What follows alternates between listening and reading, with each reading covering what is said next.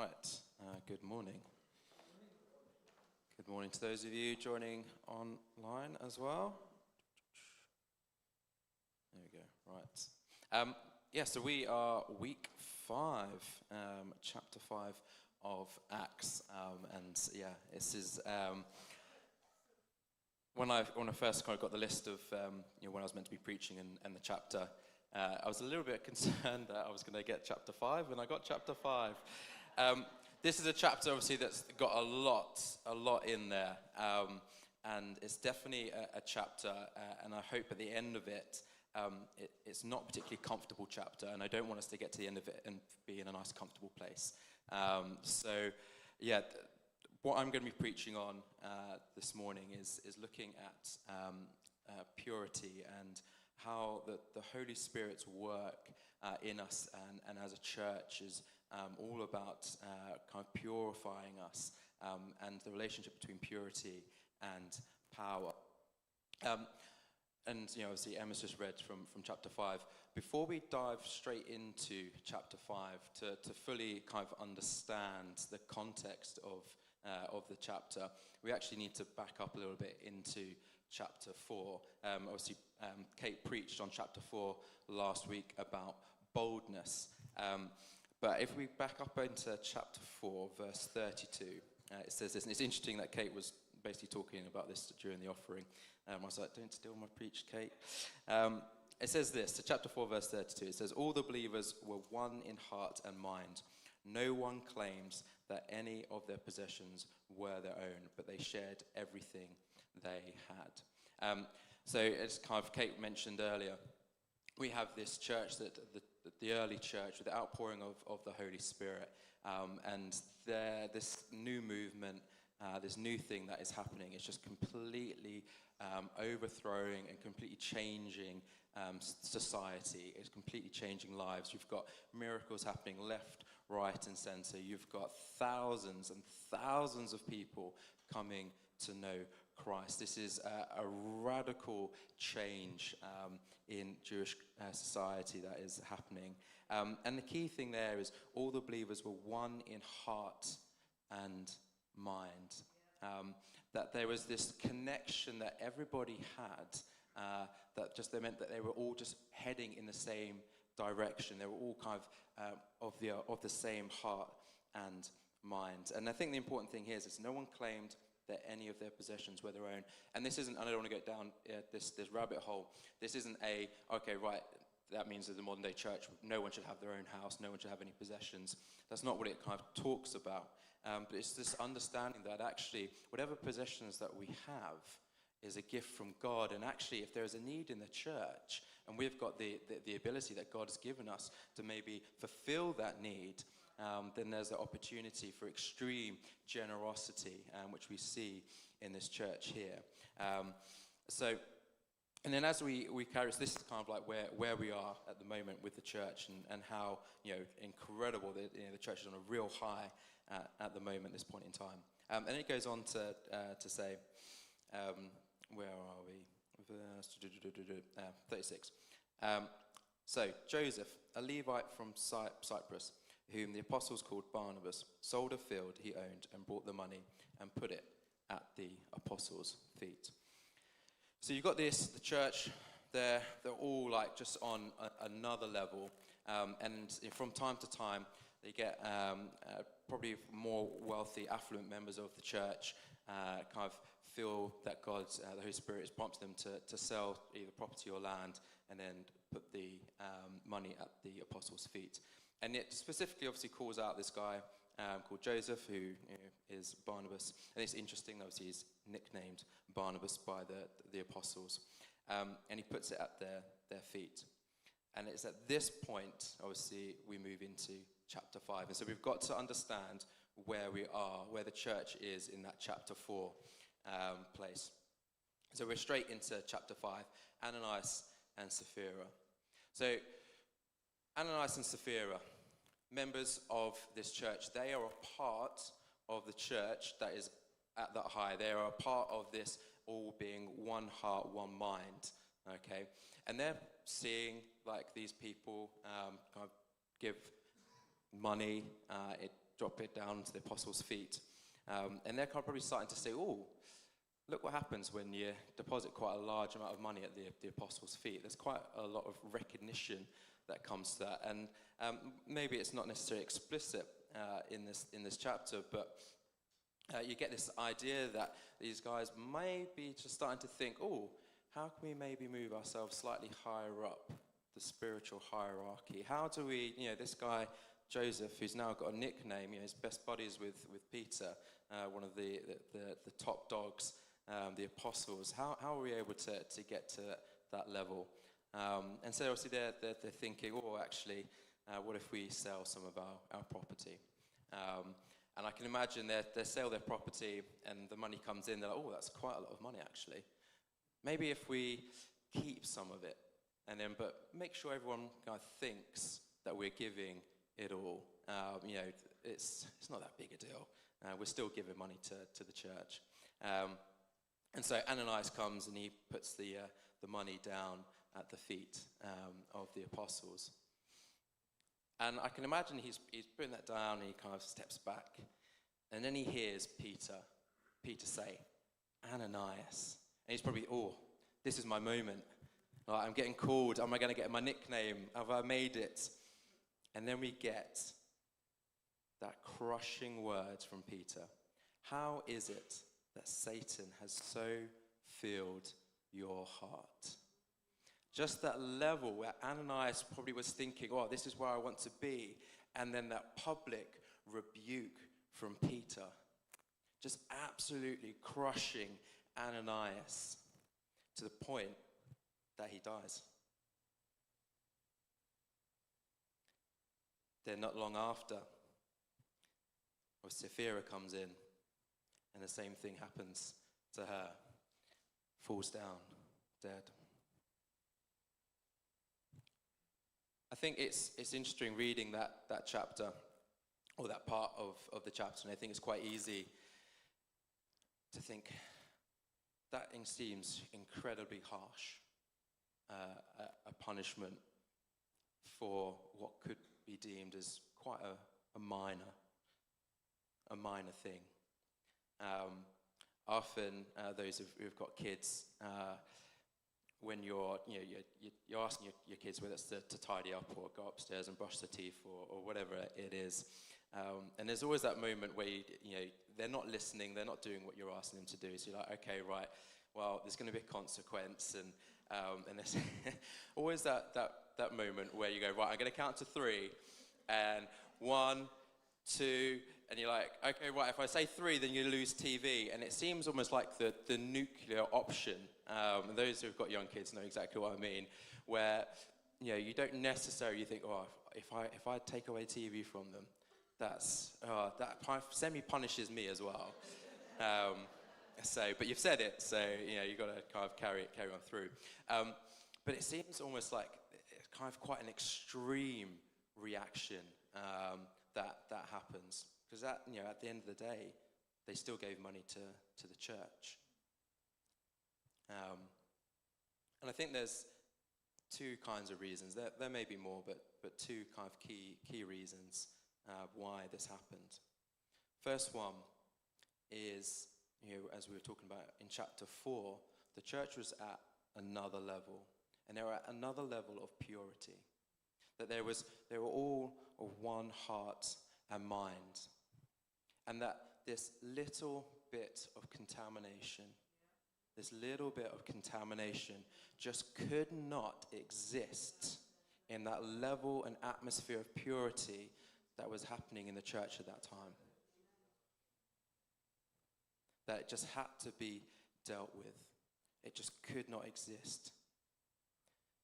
And the second thing, it's a monument moment. We have moments throughout the Bible which are key moments where things like this happen, where God has to step in and make a big mark and big statement about his view on something. And this is God stepping in and saying, you are called to be pure. I am a holy God. Sin cannot be tolerated. And it's a monument moment. And there's something that's happened similar going back into the Old Testament. And we're in Leviticus 9 and 10, and I'm just going to quickly kind of go over this. But essentially what we have in chapter 9 of Leviticus is the Israelites, obviously, they've come out of Egypt, and they've had the laws of Moses. They've got 10 commandments. They've built the Ark of the Covenant. They've built the tabernacle, the tent of meeting. And chapter 9 of Leviticus is essentially the first proper public meeting that Israelites have coming out of Egypt. So this is a big deal. And you've got hundreds of thousands of Israelites that are kind of celebrating in a congregation style. And you've got Aaron, who's the chief priest at the time, and he's instructed by Moses to go through the sacrifices. And so he does the sin offering and the burnt offering, and he's putting it on the altar. And then something really amazing happens, and that the fire of God comes down and consumes the sacrifice on the altar. It consumes it completely. And obviously this leads people into this kind of reverent awe of God, having seen this miraculous thing happen. And then we're into Leviticus 10, and it's this kind of where there's a lot of similarities, where you have Aaron's two sons who have just seen their dad perform the rituals and seeing this fire consume the sacrifice on the altar. And then they try and do the same thing. But this time, instead of the fire coming down and consuming what's on the altar, the fire comes down and consumes them. It destroys them. And again, when you read that, it might seem a little bit harsh. But it was these two guys, they were trying to receive something from man that they'd seen happen to their dad, where they're like, oh, look what happened to our dad when he did all this, and look how the people responded, and look at the level of respect that people gave to our dad. And so they were looking to, well, how do we get that? And they were trying to basically force God into a situation so they could glorify themselves.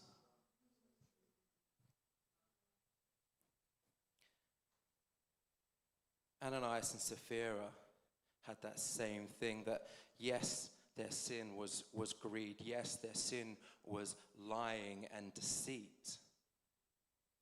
But actually it was that pride, it was that sense of, I want to elevate myself higher. It moved them away from this place of being of one heart and mind to them putting themselves above everyone else and everything else, including God. They were trying to force, utilize or manipulate the Holy Spirit and God into giving them something and glorifying themselves and not God. They were trying to give this sense, this image of a spirituality that they gave it all, that they were incredibly generous people. They were giving the image of holiness without the reality.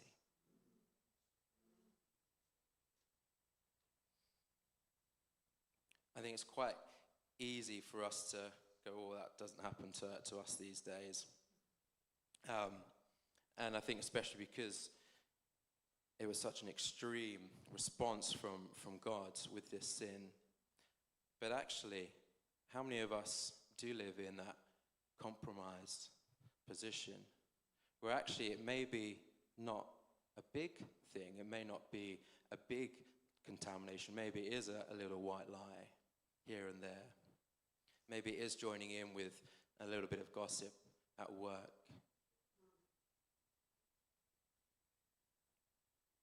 But there is a level of purity that God, the Holy Spirit, is calling us to. And it cannot exist at the same place of God. It's easy to be happy with the image of spirituality without the reality of a spiritual life. That for so many of us, it's easy to fake or pretend. Yeah, we read our Bible all the time, or we're praying, or we're doing this and that. Easy to put on a mask and something that's fake when it's not actually real.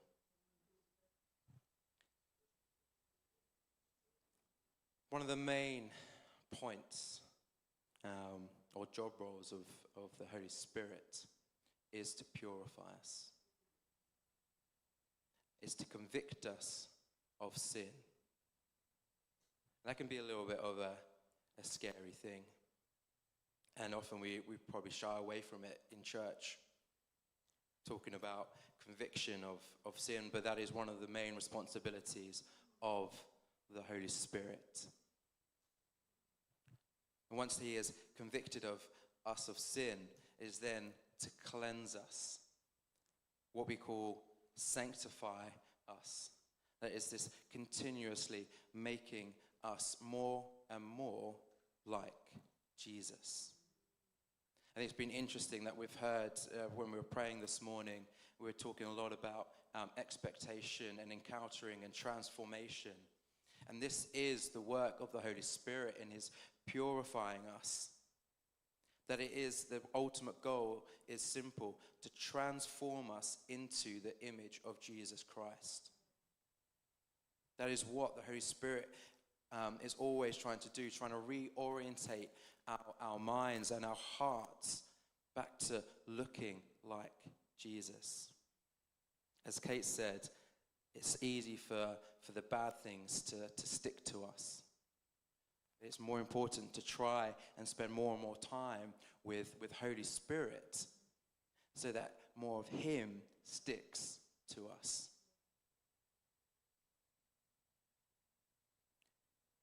Revival is almost always marked by a radical purifying of his church. We talk a lot about revival, and obviously we get excited about the miracles and the signs and wonders, and that is amazing and incredible stuff, and that is stuff that we should get excited about. That is stuff that we should pursue. But how much do we pursue this? Because if we really want revival, then there has to be a purification. There has to be this desire in us to be more and more like Christ. And there's a lot of people that are doing what's the Mark Homer course? Practicing the Way, thank you. Practicing the Way course. And that is what it's about. It is about us becoming more and more like Christ. And how many of us do actually desire that? Or how many of us get to a point where we're like, yeah, my anger's not too bad. I'm a fairly patient person. I'm a fairly good person.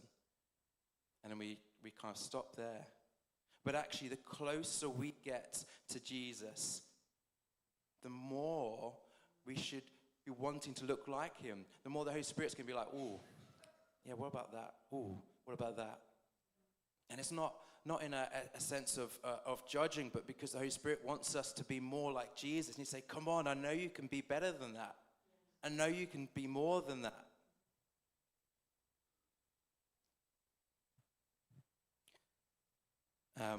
There's this preacher and teacher called R.T. Kendall. He's got some great books and great preachers. And he often talks about the Holy Spirit and the Holy Spirit being a dove. I don't know too much about what birds, but I'll give it my best shot. Doves are gentle birds. They're gentle, peaceful, easily scared. And it's interesting, obviously, the Holy Spirit is depicted as a dove, and obviously when Jesus is baptized, comes out of the water, the Holy Spirit falls down in the form of a dove and rests on Jesus. And the important thing with a dove, as I said, they can be quite easy to scare. Obviously, the dove is a sign of purity. And the Holy Spirit, when he comes and rests on us, the Holy Spirit is sensitive. And if we are not living in purity. And it's easy for the Holy Spirit as a dove to fly away. Now, that is not to say that impacts our salvation. If we are saved, we're saved, okay? But is that resting, the Holy Spirit resting on us. It's easy for us to scare the Holy Spirit away through how we are living our life. Closely related to the Holy Spirit, closely related to the dove, is a pigeon. Pigeons are very, very common. And if you ever walk through Nottingham or Trafalgar Square in London, they're not as easy to scare. I think a lot of us live with pigeons and not doves.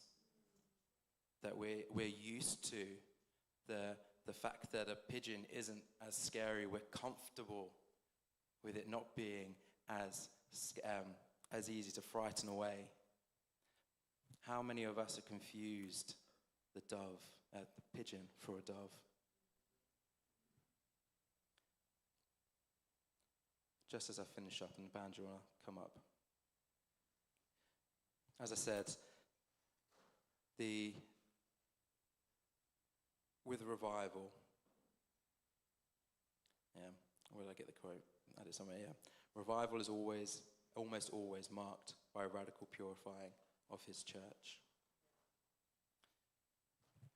If we are wanting to see the power of the Holy Spirit, there has to be a level of purity that we step into. There has to be this desire for God to transform us so that we become more and more like Jesus. You know, we are called Christians for a reason, because we are meant to be like Christ.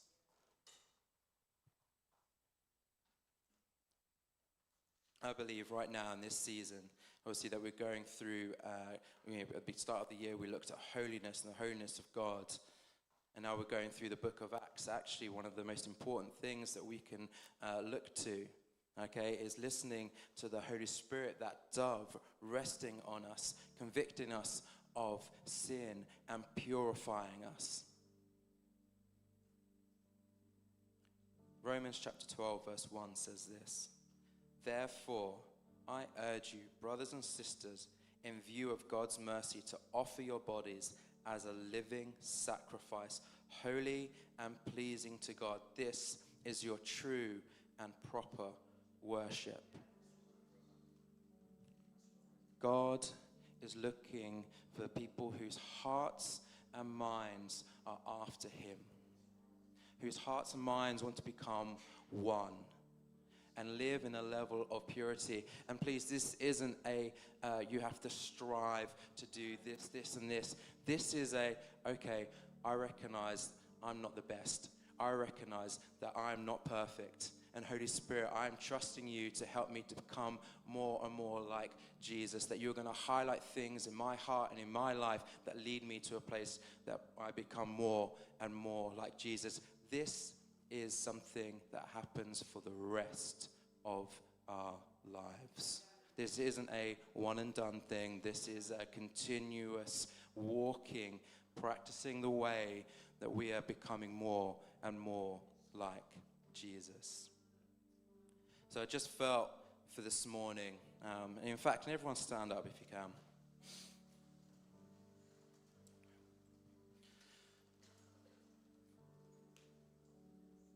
And I just felt just corporately that God is wanting to move us into this like new level of purity. So just before we go into this a new song about being refined by the fire, I'm just going to pray over us this morning. So if you're wanting to move into a new place and high levels of purity, if you're wanting to be like, yeah, I want to be more like Christ, I just want you to put your hands out. And I'm just going to pray. Yeah, Jesus, we just pray right now. Holy Spirit, we just welcome you in right now, that you can be a transforming and consuming fire right now, that you are changing hearts and minds, that you are convicting us of sin in our lives, that you are looking to completely refine us, Jesus. that this is a lifelong thing that we want to move into, Jesus, that we want to become a people who are so in awe of you, so in love with you, that you would deposit in each and every single one of us a heart and desire to be more like you. And we just say now, Jesus and Holy Spirit, you just let your fire fall right now on us, consume our hearts, and refine us.